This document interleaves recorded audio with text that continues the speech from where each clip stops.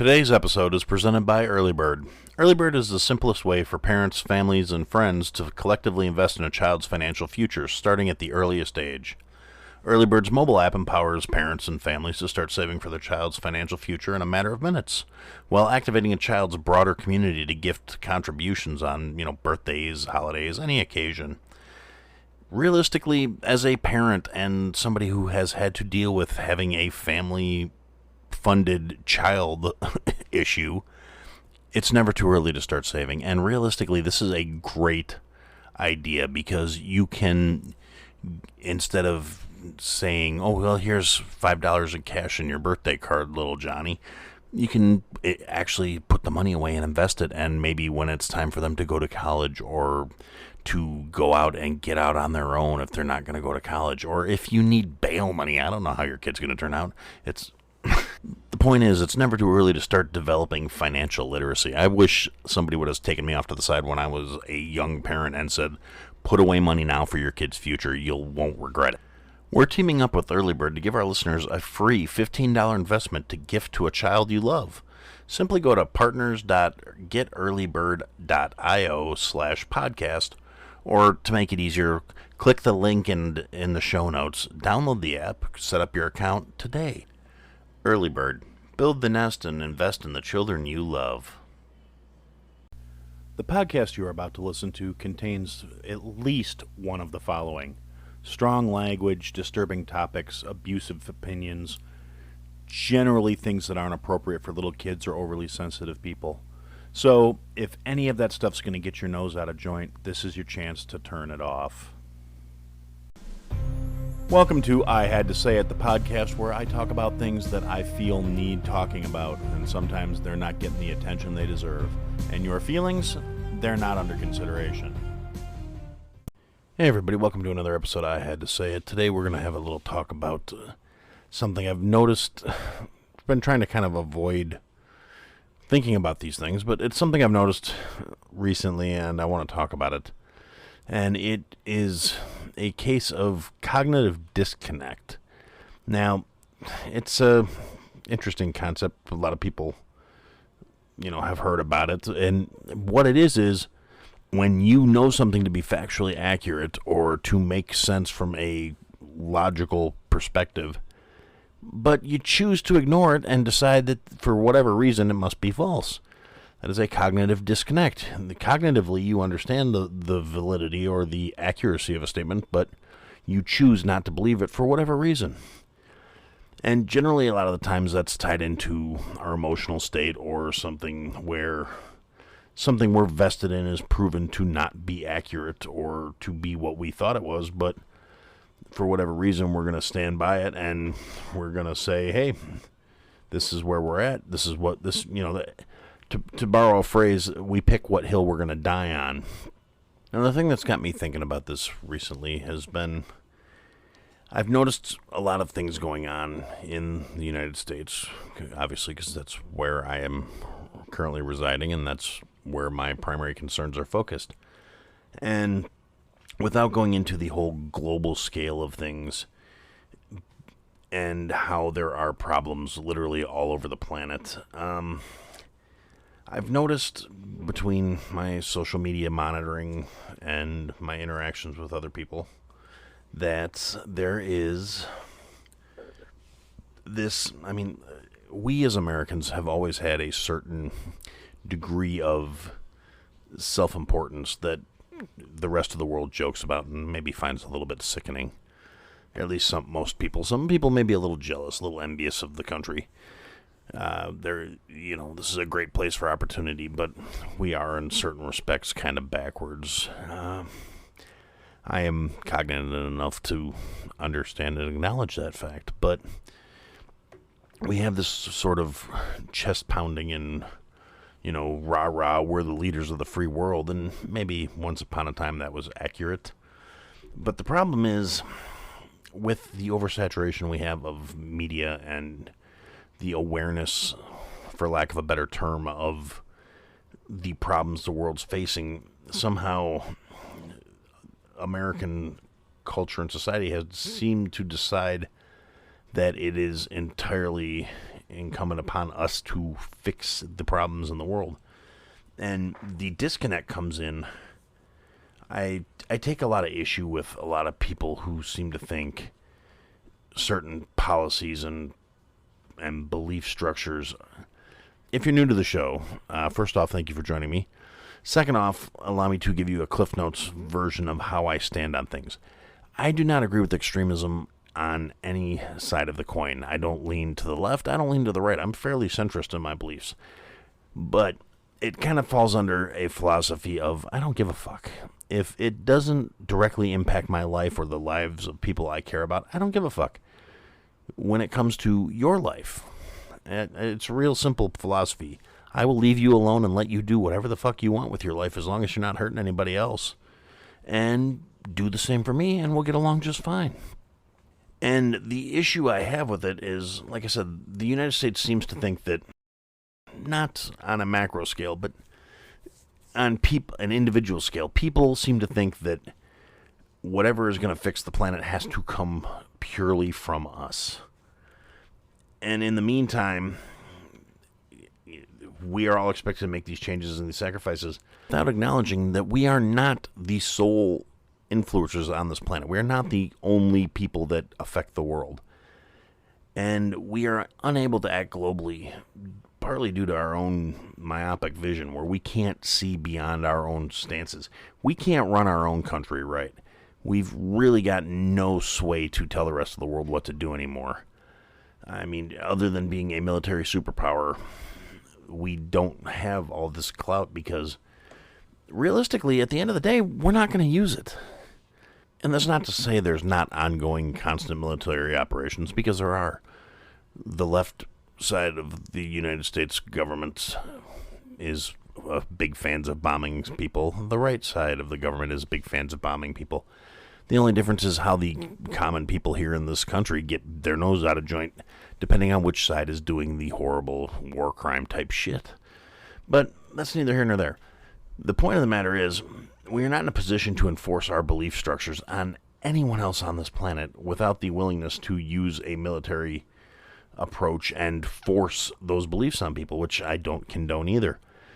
And so we walk around with this just completely unrealistic disconnect. There are much bigger polluters in the world than stuff going on in the United States of America. There are third world countries that have none of the environmental regulations that we have here. There are so many restrictions on running businesses here that we are actively killing our own economy by forcing business out of the area. Whether it's shipping entire corporations to other countries where there's more friendly tax policies, less stringent environmental regulations, whatever the case may be. On a macro level, this kind of philosophy does not work, but people seem to think getting all bent out of shape about this shit is somehow going to change the world just because they're upset. And that's where the disconnect comes in. The same people who are constantly bitching about how other people are ruining the world and how we're going to wind up killing ourselves won't look beyond their own comfort zone when it comes to that. I mean, yeah, you can not use straws and not buy bottled water because those are two horrible things for the environment. I talked about it last week. I'm not going to harp on it again. But the problem is the attitude that goes behind this shit. And we have this disconnect, and people don't seem to understand these things. On a bigger scale, it's literally fucking over the country.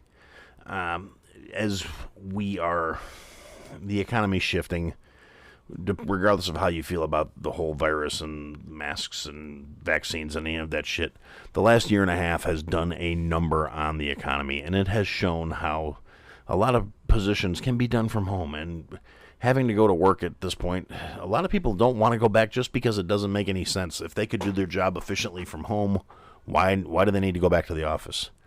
Is it really that necessary to have direct managerial oversight where your boss can come and flick you on the back of the ear and tell you what you're doing is wrong when you were getting all your work done right from home without any direct supervision? So there has been a shift in that stance, but at the same time, with the social issues that have come and gone and the changes that are arising, we have seen blowback from this shift in approach to production in this country. And so we're importing more goods from outside the country because we have to. And we're implementing policies that they have a good sales pitch front to them, but the people who are calling for them, the people that are thrilled that these policies are being implemented, are ignoring the deeper implications of these things. When you cut off your independence, and this is still a nation that runs on fossil fuel, regardless of how many stupid-ass policies people try and put into place, saying, oh, we're going to outlaw combustion engines and all this other stuff. It's not practical. It's not going to work. Electric vehicles are not nearly as efficient as people seem to think they are. And whether you like it or not, we still need these fuels. We're still using them. So by cutting off our independence and saying, okay, now whatever oil we're going to buy, we have to buy from the other side of the planet, on the grand scheme of things, it's actually worse for the environment because now we have to pay to have it shipped in giant cargo ships across the planet to potentially spill in the oceans, to have disasters, to have accidents.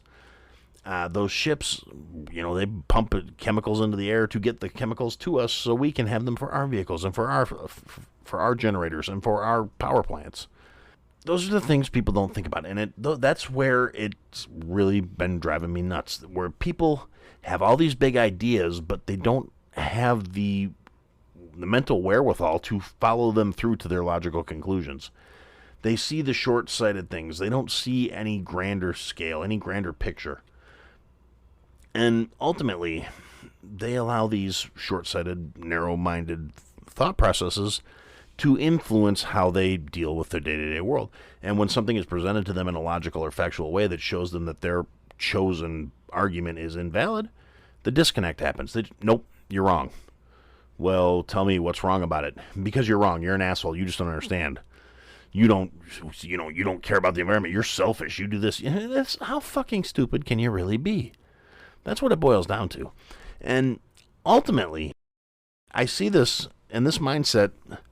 Once I started thinking about it started when I was thinking about the electric car stuff a couple weeks ago, and it's been kind of compounding. And once I started seeing that mentality in all these people who were plugging for all electric by 2045 or whatever their brilliant plan is, that's never going to work.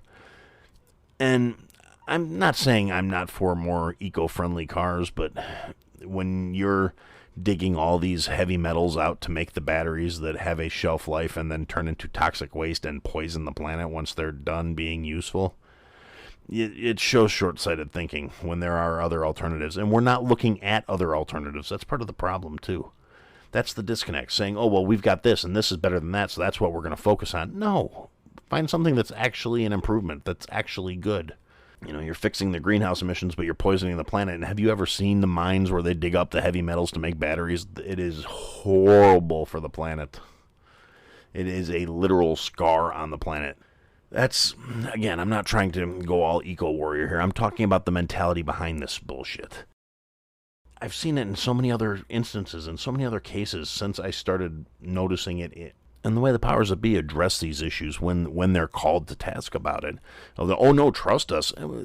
I have a list of things I trust more than anybody that's in a political position at this point. Gas station sushi, nearsighted proctologist with a hook for a hand. There's a long list.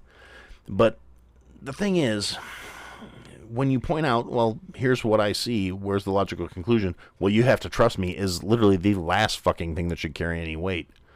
No, I don't trust. Trust is for people that haven't been fucked over, and this entire planet has been fucked over. The general common population of this country has been fucked over repeatedly, and being pointed at each other and going, oh, no, it's their fault. Oh, no, it's their fault. No, it's the motherfuckers that are fucking us over's fault. The ones who are telling you to look at the other parties and be mad. Those are the ones you got to be considering. And again, the disconnect happens. Well, my guy says it's your guy's fault. Well, here's what your guy did. Tell me how that's not his fault. Well, no, you're skewing the facts. You're changing the numbers. You're taking things out of context. There's always an excuse. There's always a logical fallacy that goes on where these things can't be assessed, and there's no logical way to talk to somebody through it. If it doesn't fit their narrative, it's either a lie or it's misinformation, or it's on you. You're trying to manipulate them. And I see these things, and like the fact that for the first time in like 100 and some odd years, 120 years or something like that, the state of California has a population decline. And the state of California, it's not a huge number. The state's like 40 million people in California, and they lost just under 200,000 people. But when you look at that is, and they're trying to say, oh, well, it's not there's not an exodus. People aren't leaving the state. Corporations are leaving the state. Jobs are leaving the state. The policies that have been put in place from everywhere from the local level to the statewide level have driven employers out of business, have told people, if you want to survive, you better not stay here. I mean, that's not, how they phrase it. Oh, we're being, conscious, socially conscious. We're being economically conscious. The fact that in the city of San Francisco, you can walk into a store and steal as long as it's under $1,000 worth of shit, and you can't be prosecuted. You can't be arrested. You can't be stopped. The employees are not allowed to stop people that are stealing in the stores now. So, tell me again why anybody would want to do business there. Why would you want to have anything set up in that city? You're going to lose money. Why would you stay there? From a purely logical standpoint. But there are people falling over themselves trying to defend this policy and make it seem like it's somehow a good idea. It's one of the stupidest fucking things I've ever heard in my life. And there are people actually defending this. And there are people who try and treat California like it's this idyllic place. But they lost almost 200,000 people over the last year. And the thing is, governmental people in California will try and spin that number. And, oh, well, that's not a population decline. You went from having consecutive annual population growth for over a century, almost 120 years. I believe the last time they had a population decline was the year 1900. So over 120 years, you never had a year where your population went down until recently, until these policies went into place. Until you put things into place that stop people from being able to live, to be able to function, to be able to succeed and have a functional life. Putting a policy in place for saying, yeah, you can steal and you won't go to jail as long as it's not over $1,000. You won't even get a ticket. You can just get away with it. Well, no fucking wonder all the jobs are drying up. All the companies are pulling up stakes and leaving. And when everybody leaves, what's going to happen to all these parasites that have made a living out of not working, not earning, not contributing? They're going to move on, and they're going to take that attitude somewhere else. And realistically, that's to be expected. People show you their true selves. That's what you should expect from them. You don't expect them to change because the circumstances are different. They're going to go somewhere else and go, well, I got away with it here. I'm going to get away with it there.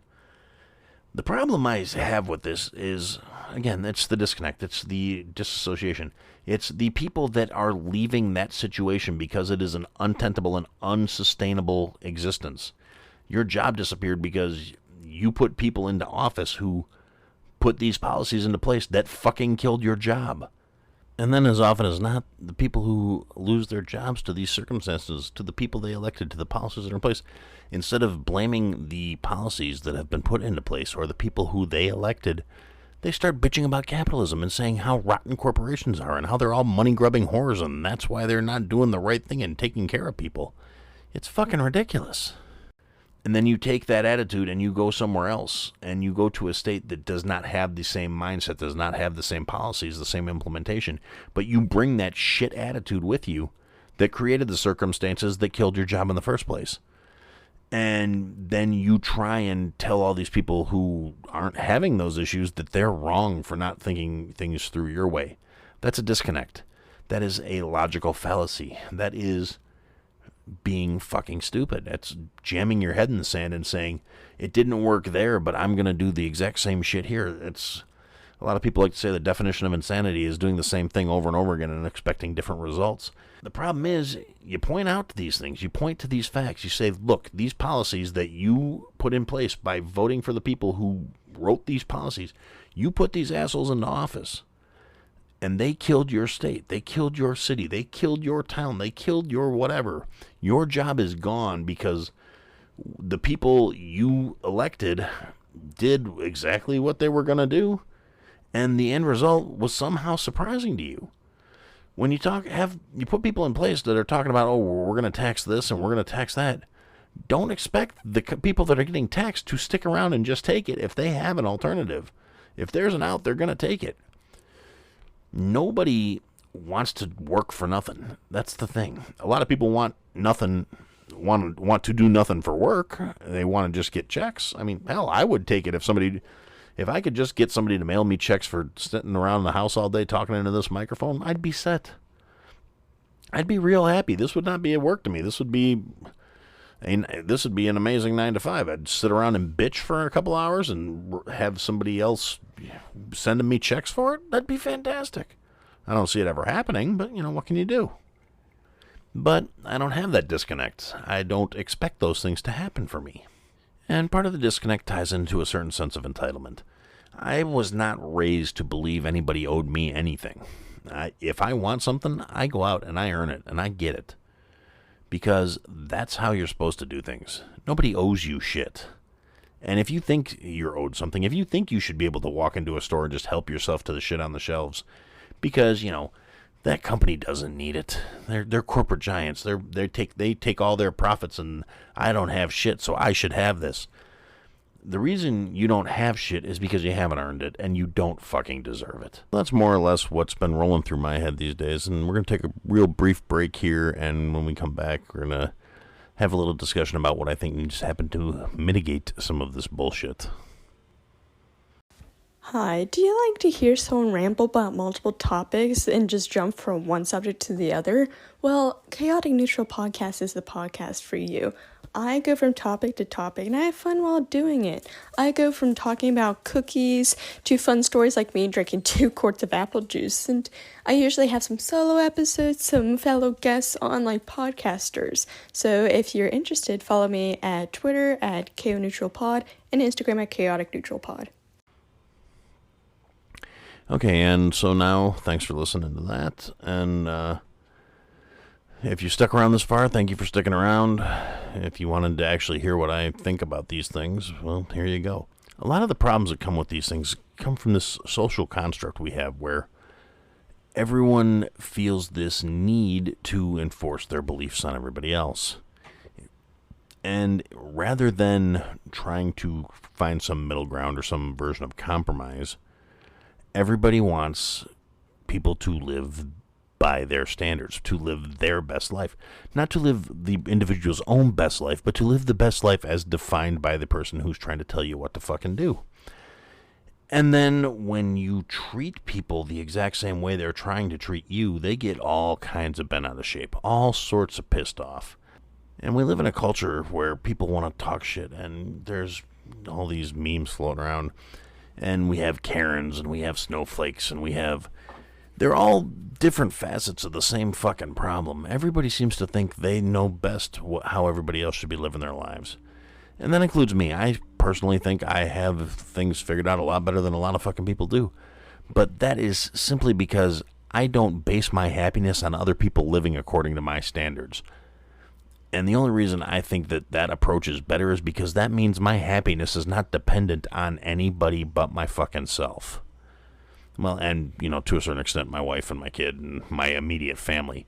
But those are choices I made. Those people being in my life is a direct result of decisions I made. So, ultimately, like I said, I have this philosophy. It's the Tao of I don't give a fuck. You want to be straight. You want to be gay. You want to be non-binary. You want to be queer. You want to be out and proud. You want to be closeted and ashamed. I don't give a fuck. I don't judge you based on any of that shit. And none of it matters to me. None of it's relevant to me. None of it affects my day-to-day life. I think if we all could get that through our heads, that what other people are doing with their lives is really none of our fucking business, we would all be much better off. If somebody's living in a lifestyle you don't agree with, as long as they're not hurting anybody, who the fuck cares? What about you is so fragile and so easily damaged that somebody else living their best life is somehow harmful or painful to you. They're doing something you don't agree with, stay the fuck away from them. It comes, all these things that are being shoved down all of our throats. And again, we have a disconnect.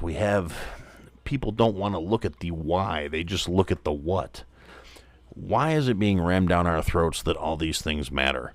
Why is it being rammed down our throats that there are so many things that fucking divide us? Why does there have to be 97 different fucking things that we can say, well, this is where I stand, and since you don't stand there with me, you're not a good person. You're not my friend. You're not... You know what? Not everybody's going to be your friend.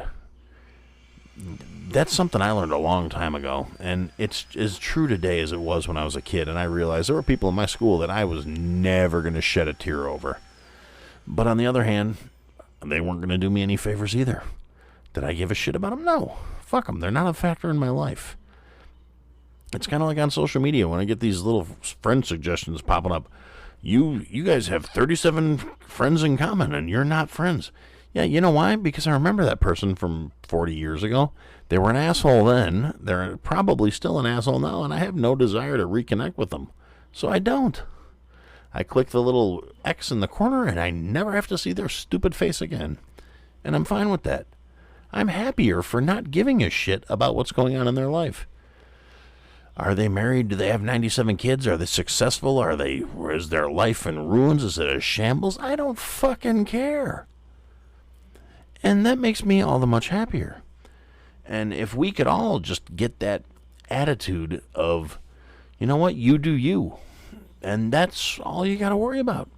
Don't force your shit down my throat, and I won't force my shit down yours.